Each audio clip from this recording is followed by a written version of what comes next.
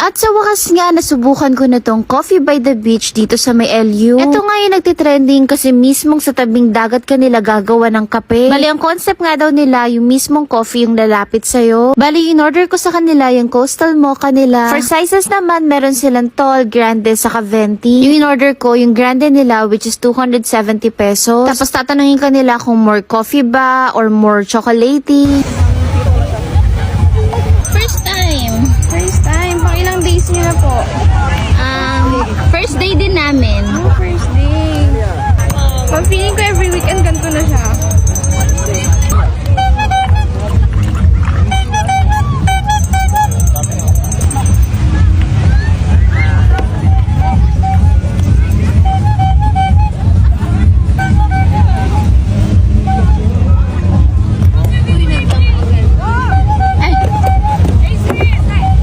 Tapos meron din silang pa-marshmallow on top. Tapos naglalagay din sila ng chocolate syrup. Coastal Mocha po. Thank you. Thank you so much, ma'am. Ma'am, gawin niyo po sa... Sabi niya haluin ko daw ang gamit nito.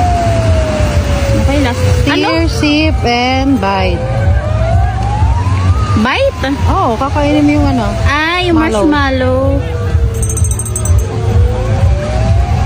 Sakto to, tatlo. Tikman natin, tatlo. Ay, negative.